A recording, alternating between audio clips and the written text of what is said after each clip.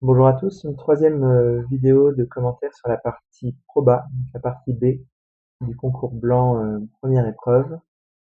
Donc on en vient à l'arbre qui vous est proposé dans l'énoncé avec les différents événements à la semaine numéro n et à la semaine numéro n plus 1. Donc on a comme événement manger au restaurant autrichien, brésilien ou chinois la nème semaine et ensuite, deuxième étage de l'arbre, la n plus unième semaine. Là, on vous demande de remplir les branches de cet arbre avec les probabilités correspondantes. Alors pour ça, vous pouvez, par exemple, déjà avoir fait l'arbre, et ça c'était aussi une manière de justifier la question précédente, vous pouvez déjà avoir fait l'arbre pour les semaines A1, enfin pour les semaines 1 et les semaines 2 par exemple. Ça, on peut le faire rapidement.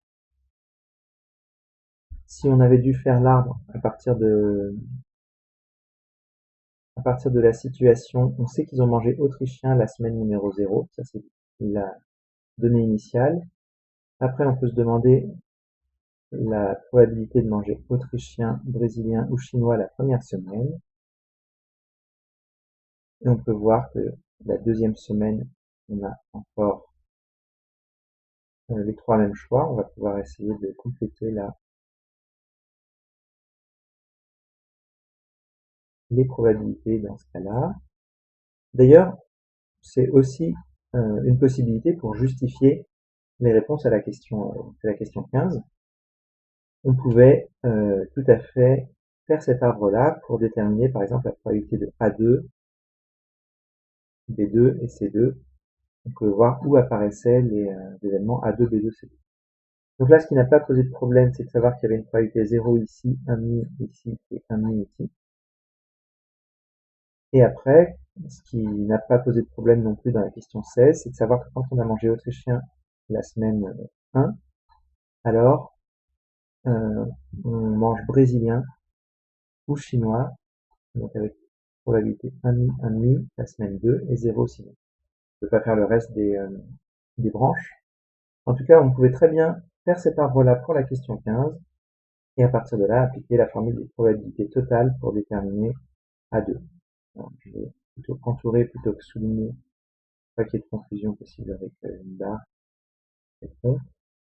Voilà, donc là on pouvait par exemple justifier que la probabilité de A2 c'était la probabilité de A2 inter A1 plus A2 inter B1 plus A2 inter C1.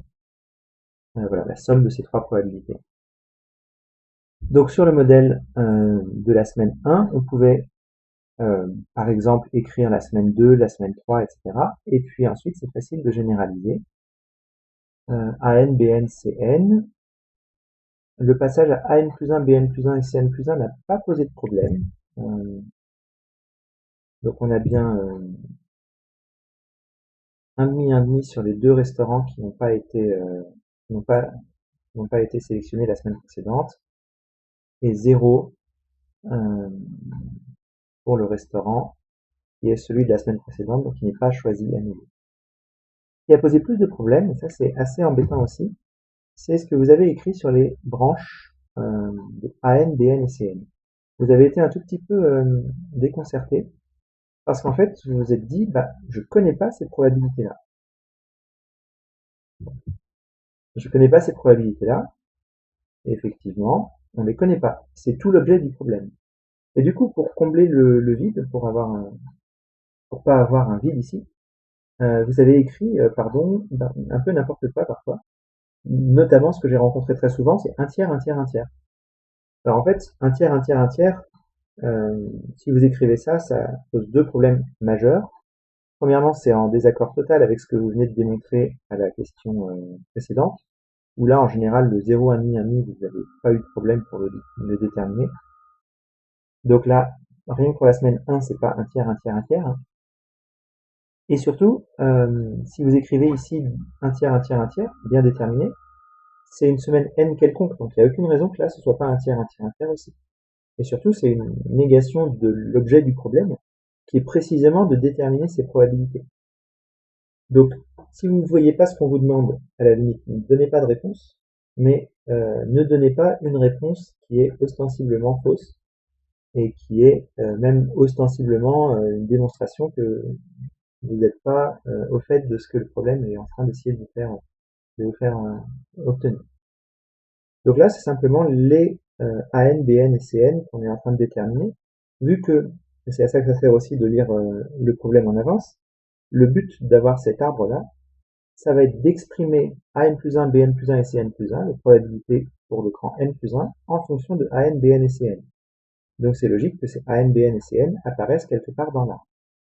Donc voilà, pour remédier au problème qui a été celui d'une partie d'entre vous, une trop grande partie d'entre vous, si vous ne voyez pas, si ça vous paraît bizarre ce qu'on vous demande, à la limite ne répondez rien. Et surtout, lisez le problème en avance pour savoir quel est l'objet du problème. Donc c'est précisément de déterminer ces nombres-là. Et quel est l'objet de la question d'après, qui va justement être de faire intervenir AN, BN et CN dans l'expression de AN plus 1, BN plus 1 et CN plus 1. Voilà, sinon, bon, pour les 0, 1,5 après, comme je vous le disais, il y a eu assez peu de problèmes. Donc ensuite, si vous aviez cet arbre-là, il se lisait bien avec la formule des probabilités totales.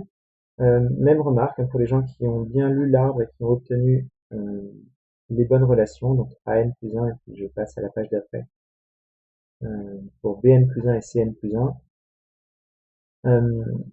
Mentionnez bien la formule que vous utilisez, c'est la formule des probabilités totales. Donc n'oubliez pas de mentionner le nom du théorème que vous appliquez, parce que sinon en proba ça donne trop vite l'impression que vous l'avez un peu vu, que vous le faites un peu au hasard. Donc c'est indispensable vraiment de bien montrer que vous savez le théorème que vous appliquez. Voilà, je passe rapidement aussi sur la formulation matricielle de cette relation de référence, qui était donc l'objet de cette question 17. C'est toujours ça qu'on va essayer d'obtenir en fait pour ensuite trouver AN, BN et CN en fonction de N.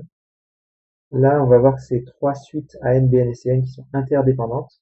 Donc on va pas pouvoir se ramener à une suite géométrique comme si on avait juste AN plus 1 en fonction de AN. On est obligé de trouver un lien entre les trois termes AN, BN et CN et les trois suivants AN plus 1, BN plus 1, CN plus 1.